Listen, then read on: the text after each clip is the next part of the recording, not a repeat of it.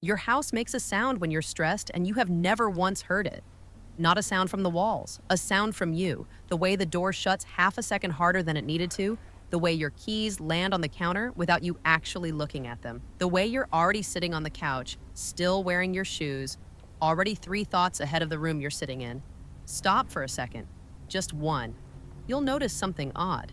Your home has a rhythm, and that rhythm isn't the house's, it's yours. And it's been running faster than you've let yourself admit. There's an old, quiet belief in Japan that never quite made it into the West the way sushi or minimalism did. It says a home is not a container you happen to live inside. It's something that listens. And anything that listens long enough eventually starts answering back. Sit with that for a second, even if it sounds strange. It's going to make more sense than you expect. If that already feels a little too familiar, go ahead and hit subscribe now, because the next few minutes are going to take that feeling somewhere you didn't see coming. Picture a doorway. Just a plain one, nothing special, maybe the one you walked through this morning without thinking about it at all. In Japan, that threshold has a name, genkan, and it isn't just where shoes come off, it's a line. A boundary the body crosses on purpose, every single day, between what happened out there and what's allowed to exist in here. The traffic, the tone in someone's email, the argument that never finished. All of it, by tradition, stays outside, sitting quietly next to the shoes. You don't have a genkan, but you have a door, and you cross it constantly without noticing what you're bringing through it with you. So here's the first shift, and it costs nothing. Pick one exact spot near your entrance, a mat, a step, even just a tile, and decide that spot means something now. Every time you cross it, one breath in, one breath out, and let whatever you were carrying drop right there before it gets further into the house than it needs to. It feels almost too small to matter, but the body doesn't care how small a gesture is. It only cares how often you repeat it. Now, an empty shelf? There's a word, ma, that doesn't translate cleanly into English, which is part of why it's interesting. It roughly means the space between things, the pause that gives the rest its shape, the unpainted corner of a canvas, the half second before someone answers a question they weren't ready for. And inside a house, ma is the shelf you leave empty on purpose. Look at your own shelves right now, in your mind if you can't see them. They're probably full. Objects you stopped noticing years ago. That clutter isn't really about mess. It's visual noise, and your brain is quietly processing every inch of it. All day, whether you're looking directly at it or not. Clear one small surface, leave it empty. No decoration, no compromise, just space. It will bother you at first. Your hands will want to fill it. Give it a few days. That blank spot eventually becomes something your eyes can rest on, a place where, for a second, your mind stops scanning. Now, water. There's a bath called ofuro, and the thing that makes it different from an ordinary shower has nothing to do with temperature. It's intention. You already got clean somewhere else. The ofuro isn't for washing. It exists purely so a person can sit inside warm water and be nowhere else. Compare that to how you actually shower most days, half drafting a reply to something in your head while water runs over you that you're barely registering. The bath became a task on a list. It stopped being a pause a long time ago. Try it once. Sit in the water a few extra minutes, thinking about nothing specific. Just noticing temperature, sound, the weight of your own limbs. If a thought arrives, don't chase it. Let it walk through and leave. You'll probably notice something uncomfortable. Doing nothing on purpose is harder than it should be. That difficulty tells you more about your actual stress level than any habit tracker ever could. Here's a smaller one, and it's about color, of all things. Look at whatever's lighting your home right now, tonight. If it's a hard white light, the kind built for offices and hospitals, that's a quiet problem you've probably never questioned. White light tells the body it's still daytime, still productive hours, still not time to come down. In older Japanese homes, nightlight came from paper lanterns called andon, warm, amber, low to the ground.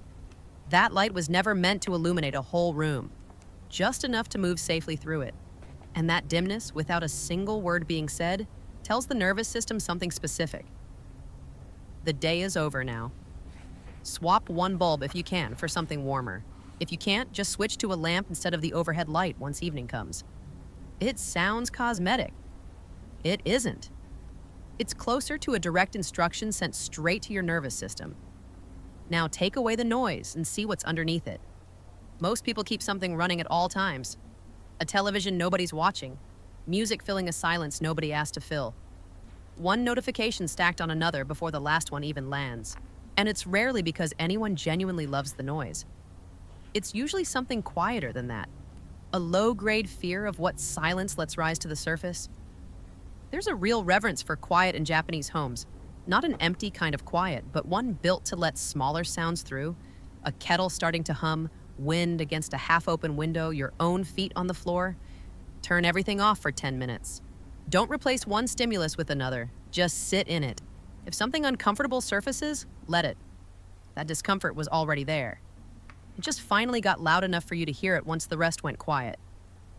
If any of this is starting to feel a little too accurate, that's not an accident. That's the whole point of telling you. There's a cup somewhere in your house with a hairline crack in it. Maybe you already replaced it.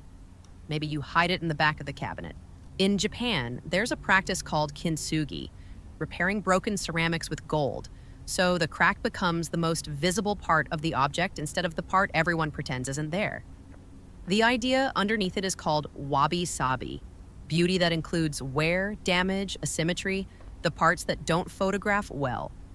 Think about how much of your own house you quietly hide for the same reason. The scratch on the table you angle a lamp to cover, and think about how much of yourself you do that to as well, smoothing over anything that looks unfinished, trying to present as someone permanently handled. Wabi-sabi argues for the opposite. Let the crack stay visible. It's not a flaw in the story. It is the story. You don't need to break anything to test this. Just find one imperfect object in your home today, and instead of the usual flicker of wanting to fix or hide it, let yourself feel something closer to gratitude that it's still here, still working, exactly as it is. One more before we slow down for a second and talk about tea.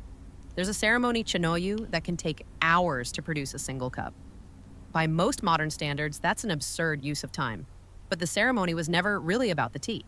It was about being somewhere completely, without half your attention already somewhere else. You don't need a tea room to borrow that. Next time you make coffee, do it slowly, on purpose. Feel the heat move into your hand through the cup. Watch the steam actually rise instead of glancing past it. Leave your phone in the other room while you wait. Just wait and notice that you're waiting. It's a small trade. An automatic task becomes a few seconds of actual presence. And presence quietly might be the single scarcest resource in most people's lives right now. Scarcer than time, scarcer than money. Before we go further, this is a good place to mention something. We put together a full companion resource that goes much deeper into this than 7 minutes of narration ever could. A complete walkthrough of these same principles applied room by room, plus breathing techniques and evening routines built for people who specifically struggle to switch their minds off at night. People who've gone through it describe calmer evenings, mornings that don't start in a scramble, and noticeably less irritation over things that used to set them off in seconds. It's linked in the description and pinned in the first comment if you want to go further than this video can take you. Now here's where things shift, and once you see it, you won't be able to unsee it. Because up to this point, it might have felt like we were talking about interior design, about Japanese aesthetics, about small rituals borrowed from a different culture. But none of this was ever really about the house. It was always about attention. Go back through everything so far. The Genkin doesn't clear some invisible energy, it just forces a pause you'd otherwise skip entirely. The empty shelf doesn't organize anything by itself. It gives your eyes one place to land in a room built to pull them everywhere at once. The silence didn't fix a problem. It just stopped drowning it out. The house was never the subject. It was the mirror. The actual mechanism, the one running underneath every single hack so far, is where your attention is allowed to go versus where it quietly drains out without your permission, into notifications, into background noise, into tasks your hands do while your mind is somewhere else entirely. Here's the uncomfortable part. Most of the stress you carry isn't coming from the things you actually have to do today. It's coming from attention leaking out in small, silent amounts all day, in places you never clocked as costing you anything. A faucet that isn't quite shut. No single drop matters. By evening, the bucket's overflowing, and you're standing there with no good explanation for why you're this exhausted when you didn't even do anything hard. That reframes everything before this moment. These were never really Japanese decorating tips. They were small patches over places where attention was quietly leaking out. If you've ever hit the end of a day feeling wiped out for no visible reason, no physical exertion, nothing dramatic, just gone, you now have a better word for it than stress or busy. You have a name for the leak. Let me take you somewhere for a second. A kitchen table, early morning, coffee going cold because someone got pulled into their phone mid-sip. Notice how normal that image feels. Notice that you didn't even flinch reading it. That's the leak in a single frame, and it's probably happened in your house this week already. There's another idea worth pulling in here, one that rarely gets mentioned outside of Japan at all. It's called shake, borrowed scenery, and it comes from garden design. The practice of framing a distant mountain or a stand of trees through a window so that the wild, unowned landscape outside becomes part of the room itself, without anyone having to plant a single thing. Most people's windows are just gaps that let light in. Curtains stay half closed out of habit, not intention. Somewhere outside your own window right now, there's a tree changing with the season, or a patch of sky doing something it wasn't doing an hour ago, and you likely haven't looked at it properly in longer than you'd admit. Pick a window. Actually stand at it for a moment, not glancing through it on the way to somewhere else. Notice what's framed there as though it were placed on purpose, because, in a way, once you're paying attention, it is. This costs nothing and takes less than a minute, and it's one of the fastest ways to remind an overstimulated mind that something outside the noise is still moving, still changing, still there. There's a version of this that happened to someone worth mentioning briefly. A friend once described standing at her kitchen window during a genuinely rough week, holding a coffee she'd forgotten to drink, and noticing for what felt like the first time in months that the same maple tree outside had gone from green to a kind of rust orange overnight. Nothing about her week had improved, but something in her chest loosened for about 90 seconds, just from actually seeing something she'd been walking past for years. That's the leak reversing itself briefly, not fixed, just for a moment, plugged. Now feel your own feet for a second. In traditional Japanese homes, people move through the house barefoot or in socks, and it's not purely about hygiene. Bare skin against a floor keeps the body anchored to something immediate: temperature, texture, the slight give of tatami versus the coolness of wood, in a way shoes indoors simply block. Walk barefoot through your own home for an hour today. Notice what almost nobody notices the first time. Your pace changes without you deciding it should. It slows. It gets careful. That's not an accident either. Rushing teaches the body to stop feeling the ground beneath it. Slowness gives that back almost immediately. You've likely felt a version of this already without naming it. Walking in after a hard day, shoes off, feet against a floor that's either colder or warmer than you expected, and for one unguarded second, before your thoughts catch up, your body just relaxes. That's not coincidence. That's the body recognizing safety faster than the mind can talk itself into it. One left. The quietest one of all. There's a word, ikigai, usually translated loosely as your reason for getting out of bed. Forget the grand version of that idea for a second, the one about life purpose and legacy. Think smaller. Think about one spot inside your own home that makes it feel like it actually belongs to you, rather than somewhere you exist between obligations. Maybe it's a chair by a window, a desk where you draw or write or just sit with your own thoughts for once. That place, if you have one, is the quiet center of your home, and there's a good chance you haven't visited it properly in weeks, even though it's been sitting there the entire time, waiting. Go stand in that spot today, even for 2 minutes. No phone, no task attached to it. Just be there, the way you'd be somewhere on vacation, fully arrived instead of already halfway to the next thing. And here's where it comes back around. Right at the start, we talked about a sound your house makes, a sound that never actually came from the walls, it came from you.